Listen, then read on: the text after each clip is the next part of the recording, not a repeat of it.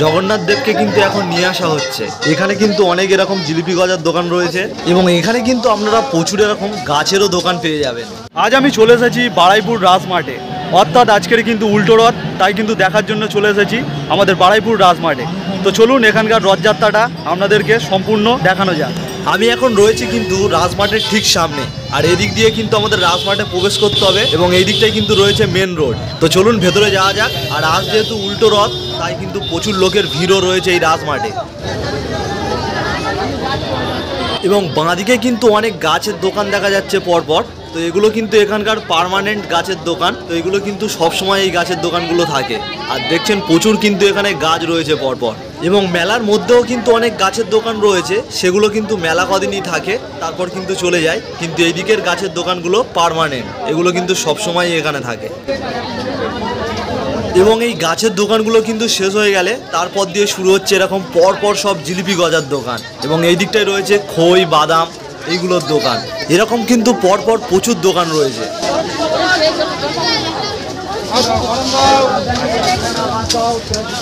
এবং বারুইপুর রথের মেলা মানে তো কাদা অবশ্যই থাকবে। এবং এই দোকানের মাঝে দেখুন সব প্লাইকার্ড পাতা রয়েছে, এখান দিয়ে কিন্তু সবাই কিন্তু যাতায়াত করছে এবং মাঝখানে কিন্তু প্রচুর কাদাও রয়েছে এখানে। তো এর মধ্যে কিন্তু অনেক কেনাকাটির দোকানও রয়েছে, যেমন এই দিকটায় কিন্তু ব্যাগ, বিভিন্ন ধরনের টুপির দোকান রয়েছে।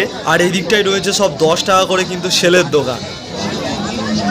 এবং এরপর কিন্তু এখানে দেখা যাচ্ছে বয়নে করে কিন্তু প্রচুর এরকম আচার রয়েছে পরপর কিন্তু সাজানো। এবং ওপরের দিকে রয়েছে কিন্তু সব পাঁপড়, বিভিন্ন ধরনের কিন্তু পাঁপড় এখানে রয়েছে।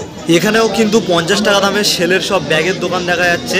এবং এরপরেই কিন্তু দেখা যাচ্ছে কত সুন্দর সুন্দর এখানে ফুল। দেখুন, এগুলো কিন্তু আপনারা বাড়ির ফুলদানিতে সাজাতেও পারবেন। মানে কিন্তু এই বারুইপুর রাজমাঠে কিন্তু কেনাকাটির দোকানের কিন্তু কোনো অভাব নেই, প্রচুর দোকান রয়েছে কিন্তু এখানে। এরপর কিন্তু হাঁটতে হাঁটতে চলে আসলাম গাছের দোকানের দিকে। তো এখানে কিন্তু যেই গাছগুলোকে দেখতে পাচ্ছেন, এই গাছগুলোর দোকান কিন্তু এই মেলা কদিনই এখানে বসে। তো এখানে কিন্তু প্রচুর কিন্তু গাছের দোকান রয়েছে, প্রচুর গাছ আপনারা পেয়ে যাবেন। কলমের গাছ বা টবে বসানো গাছ, সব ধরনের গাছ কিন্তু এখানে রয়েছে।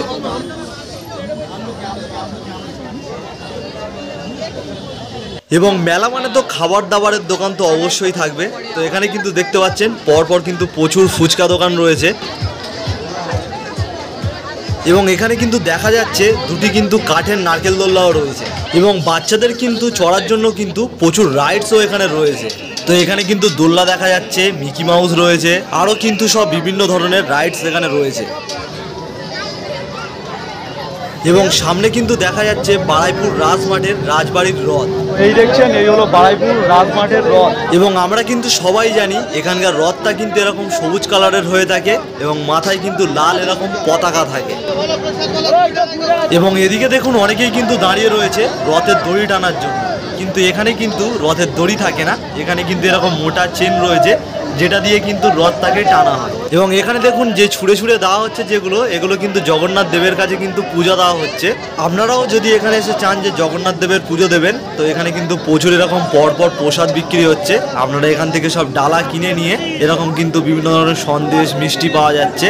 এখান থেকে এগুলোকে কিনে নিয়ে আপনারা কিন্তু জগন্নাথ দেবের কাছে পুজো দিতে পারেন। এবং এখানে কিন্তু একটা নিয়ম রয়েছে, ঘড়ির কাঁটা ঠিক 6টা বাজবে, তারপরেই কিন্তু রথ টানা হবে। তো আমাদের কিন্তু আর কিছুক্ষণ আরও ওয়েট করতে হবে। বৃষ্টি আসছে বলে কিন্তু 5 মিনিট আগেই কিন্তু রথ টানা কিন্তু শুরু হয়ে গেছে।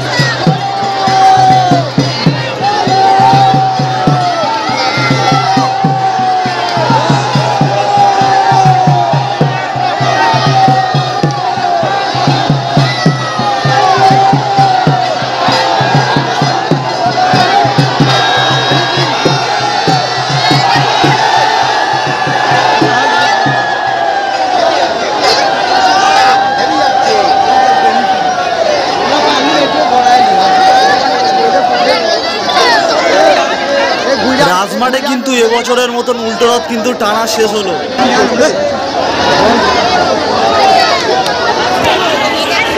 রথ টানা কিন্তু শেষ, আর সঙ্গে সঙ্গে কিন্তু বৃষ্টিও চলে এসেছে।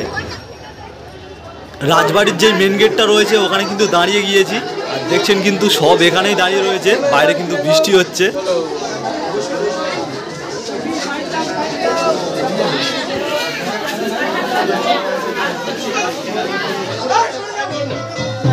আর সামনে কিন্তু জগন্নাথ দেবকে নিয়ে আসা হচ্ছে। এই যাচ্ছে দেখুন জগন্নাথ দেব, এর পেছনেই রয়েছে সুভদ্রা, তার পেছনেই কিন্তু রয়েছে বলরাম। তো আবারও কিন্তু এনাদেরকে রাজবাড়িতে নিয়ে চলে যাওয়া হচ্ছে। তো এটা কিন্তু রাজবাড়ির ভিতরে, আর এটা হলো রাজবাড়ির কিন্তু দুর্গা মণ্ডপ। আর জগন্নাথ দেবকে কিন্তু নিয়ে যাওয়া হচ্ছে তার পাশে যেই বাড়িটা রয়েছে ওখানটায়।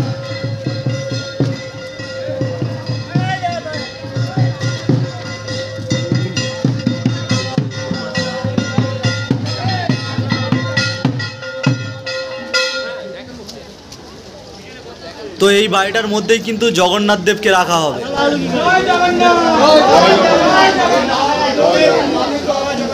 তো চলুন ভেতরে প্রবেশ করা যাক।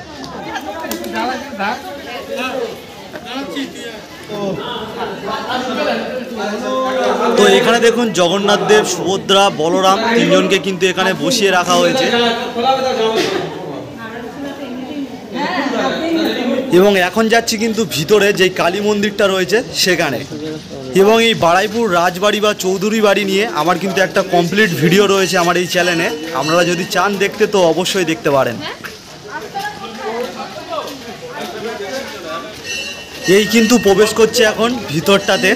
তো দেখতে পাচ্ছেন ভিতরটা কত সুন্দর। আর নিচে এই জায়গাটাকে দেখছেন, এই জায়গাটায় কিন্তু কালী পুজোর সময় বলি দেওয়া হয়। এবং এর ঠিক কিন্তু সামনেই রয়েছে মা আনন্দময়ীর মন্দির।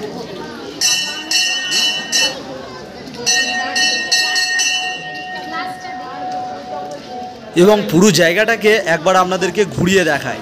তো এই দেখছেন এরকম সব কিন্তু মোটা মোটা ইটের পাঁচিল দেওয়া, এবং সামনে দিয়ে কিন্তু একটা সিঁড়ি রয়েছে। তো এই সিঁড়িটা দিয়ে কিন্তু ওপরে কাউকে উঠতে দেয় না। তো এই দেখছেন চারদিকটা এরকমই, ওপরে গাছপালা কিন্তু ভর্তি হয়ে গেছে ছাদের ওপরে।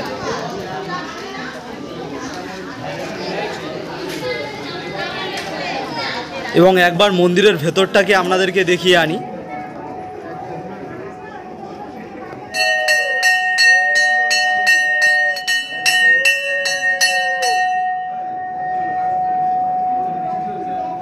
তো কেমন লাগলো আজকের বাড়াইপুর রাজমাটের এই উল্টো রথযাত্রার ভিডিওটি যদি ভালো লাগে অবশ্যই একটি লাইক করে দেবেন, আর এরকম ভিডিও পেতে আমার চ্যানেলটিকে সাবস্ক্রাইব করে রাখবেন।